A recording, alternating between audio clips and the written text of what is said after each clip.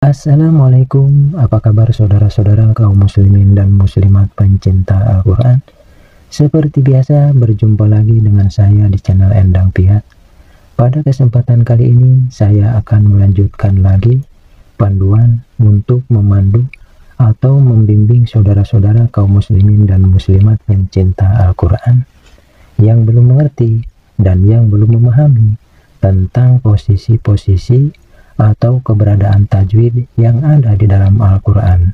Tonton terus videonya sampai selesai, agar supaya saudara-saudara dapat memahami dan mengerti penjelasan-penjelasan mengenai posisi-posisi dan keberadaan tajwid yang ada di dalam Al-Quran, surat Al-Baqarah, ayat yang ke-103 dan ayat yang ke-104 ini. Dan jika saudara-saudara suka dengan video ini, maka jangan lupa untuk di-subscribe. Baiklah saudara-saudara, saya bacakan dulu ayatnya. A'udzu billahi minasyaitonir rajim. Bismillahirrahmanirrahim. Walau annahum amanu taqaw lamathubatum min indillahi khair law kanu ya'lamun. Bismillahirrahmanirrahim. Ya ayyuhalladzina amanu la taqulu ra'ina wa qulu dhurna wasma'u walil kafirina adzabun alim. Di dalam surat Al-Baqarah ayat yang ke-103 ini ada huruf lam yang berbaris fathah menghadapi huruf wawu sukun. Ini hanya dinamakan layyin saja. Selanjutnya ada huruf nun yang bertasdid. Huruf nun yang bertasdid ini harus dibaca gunnah, yaitu dibaca dengung ke hidung. Panjang dengungannya sekitar 1,5 alif atau 3 ketukan. Dan selanjutnya ada huruf mim sukun menghadapi huruf alif. Menurut hukum mim mati, ini dinamakan idhar. Dan selanjutnya ada huruf alif yang berbaris fathah berdiri. Ini dinamakan mad badal yang harus dibaca panjang. Panjang bacaannya 2 harkat. Dan selanjutnya ada huruf nun yang berbaris doma menghadapi huruf wawu sukun. Ini dinamakan mad tabi'i yang harus dibaca panjang 2 harkat. Dan selanjutnya ada huruf qaf yang berbaris fathah menghadapi huruf wawu sukun. Ini hanya dinamakan layyin saja. Dan selanjutnya ada huruf tha yang berbaris doma menghadapi huruf wawu sukun. Ini dinamakan mad tabi'i yang harus dibaca panjang 2 harkat. Dan selanjutnya ada huruf ta marbutah yang berbaris domatain atau berbaris tanwin doma menghadapi huruf mim. Ini dinamakan idgham bi gunnah. Dan selanjutnya masih pada huruf mim yang bertasdid. Huruf mim yang bertasdid ini harus dibaca gunnah, yaitu dibaca dengung ke hidung. Panjang dengungannya sekitar 1,5 alif atau 3 ketukan. Dan selanjutnya ada huruf nun sukun menghadapi huruf ain. Ini dinamakan idhar. Dan selanjutnya ada huruf nun sukun menghadapi huruf dal. Ini dinamakan ikhfa. Dan selanjutnya ada kalimat Allah. Kalimat Allah ini harus dibaca tarkik, yaitu dibaca tipis, karena kalimat Allah ini didahului oleh huruf yang berbaris kasroh, yaitu huruf dal. Dan pada kalimat Allah ini ada huruf lam yang berbaris fathah berdiri. Ini dinamakan mad tabi'i yang harus dibaca panjang, 2 harakat. Dan selanjutnya ada huruf kho yang berbaris fathah menghadapi huruf ya sukun. Ini dinamakan layin. Namun layin ini menghadapi huruf yang hidup, yaitu huruf ro yang berbaris tanwin domah dan dihentikan membacanya. Maka kedudukan layin ini berubah menjadi mad layin yang harus dibaca panjang. Panjang bacaannya 2 hingga 6 harakat. Dan selanjutnya ada tanda wakop.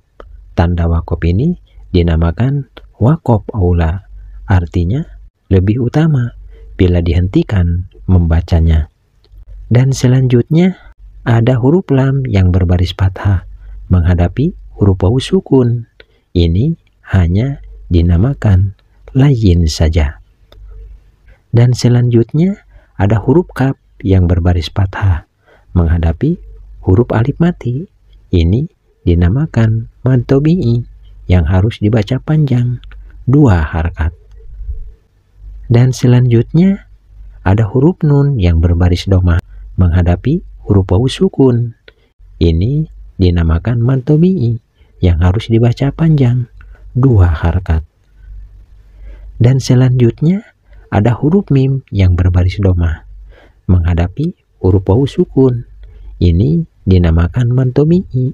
Namun mad tabi'i ini menghadapi huruf yang hidup, yaitu huruf nun, dan dihentikan membacanya. Maka kedudukan mad tabi'i ini berubah menjadi mad arid li sukun yang harus dibaca panjang. Panjang bacaannya 6 harakat. Dan selanjutnya beralih kepada ayat 104. Pada ayat ini ada huruf ya yang berbaris fathah berdiri. Ini dinamakan mad tabi'i. Namun mad tabi'i ini menghadapi huruf alif di lain kalimat dan ditandai dengan alis yang tipis. Maka kedudukan mad tabi'i ini berubah menjadi mad jaiz munfasil yang harus dibaca panjang, sekitar 6 harakat. Dan selanjutnya ada huruf alif, ada huruf lam yang bertasdid. Ini dinamakan alif lam samsiah. Dan selanjutnya ada huruf za atau huruf zal yang berbaris kasroh menghadapi huruf ya sukun. Ini dinamakan mad tabi'i yang harus dibaca panjang, 2 harakat. Dan selanjutnya ada huruf alif yang berbaris fathah berdiri. Ini dinamakan mad badal yang harus dibaca panjang. Panjang bacaannya 2 harakat. Dan selanjutnya ada huruf nun yang berbaris domah menghadapi huruf wawu sukun. Ini dinamakan mad tabi'i yang harus dibaca panjang, 2 harakat. Dan selanjutnya ada huruf lam yang berbaris fathah menghadapi huruf alif mati. Ini dinamakan mad tabi'i yang harus dibaca panjang. Panjang bacaannya 2 harakat. Dan selanjutnya ada huruf qaf yang berbaris domah menghadapi huruf wawu sukun. Ini pun dinamakan mad tabi'i yang harus dibaca panjang, 2 harakat. Dan selanjutnya ada huruf lam yang berbaris domah menghadapi huruf wawu sukun. Ini pun dinamakan mad tabi'i yang harus dibaca panjang, 2 harakat. Dan selanjutnya ada huruf ro yang berbaris fathah. Huruf ro yang berbaris fathah ini harus dibaca tafhim, yaitu dibaca tebal, karena huruf ro ini berbaris fathah. Dan selanjutnya masih pada huruf ro yang berbaris fathah menghadapi huruf alif mati.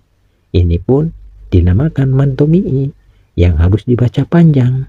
Panjang bacaannya 2 harakat. Dan selanjutnya ada huruf nun yang berbaris fathah menghadapi huruf alif mati. Ini dinamakan mad tabi'i yang harus dibaca panjang. Panjang bacaannya 2 harakat. Dan selanjutnya ada huruf qaf yang berbaris doma menghadapi huruf waw sukun. Ini dinamakan mad tabi'i yang harus dibaca panjang. Panjang bacaannya 2 harakat. Selanjutnya ada huruf nun sukun menghadapi huruf do. Ini dinamakan ikhfa. Dan selanjutnya ada huruf ro sukun. Huruf ro sukun ini harus dibaca tafhim, yaitu dibaca tebal, karena huruf ro sukun ini didahului oleh huruf yang berbaris doma, yaitu huruf do. Dan selanjutnya ada huruf nun yang berbaris fathah menghadapi huruf alif mati.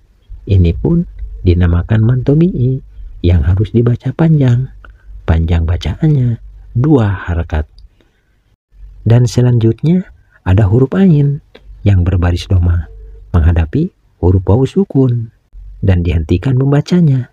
Maka panjang bacaannya hanya cukup 1 harakat atau 1 ketukan saja. Dan selanjutnya ada tanda waqaf. Tanda waqaf ini dinamakan waqaf aula, artinya lebih utama bila dihentikan membacanya. Dan selanjutnya ada huruf kaf yang berbaris fathah berdiri. Ini dinamakan mad tabi'i yang harus dibaca panjang. Panjang bacaannya 2 harakat. Dan selanjutnya ada huruf ro yang berbaris kasroh. Huruf ro yang berbaris kasroh ini harus dibaca tarkik karena huruf ro ini berbaris kasroh. Dan selanjutnya masih pada huruf ro yang berbaris kasroh menghadapi huruf ya sukun. Ini dinamakan mad tabi'i yang harus dibaca panjang. Panjang bacaannya 2 harakat. Dan selanjutnya ada huruf za atau huruf zal yang berbaris fathah menghadapi huruf alif mati. Ini dinamakan mad tabi'i yang harus dibaca panjang. Panjang bacaannya 2 harakat. Dan selanjutnya ada huruf ba yang berbaris domatain atau berbaris tanwin doma menghadapi huruf alif mati. Ini dinamakan idhar. Dan selanjutnya ada huruf lam yang berbaris kasroh menghadapi huruf ya sukun. Ini dinamakan mad tabi'i. Namun mad tabi'i ini menghadapi huruf yang hidup, yaitu huruf mim, dan dihentikan membacanya. Maka kedudukan mad tabi'i ini berubah menjadi mad arid li sukun yang harus dibaca panjang. Panjang bacaannya 6 harakat. Baiklah saudara-saudara kaum muslimin dan muslimat pencinta Al-Quran, demikianlah panduan ini, semoga mudah dipahami. Dan panduan ini saya cukupkan dulu sampai di sini. Dan untuk panduan selanjutnya, insya Allah akan saya lanjutkan pada kesempatan berikutnya. Semoga panduan ini bermanfaat. Akhirul kalam. Wassalamualaikum warahmatullahi wabarakatuh.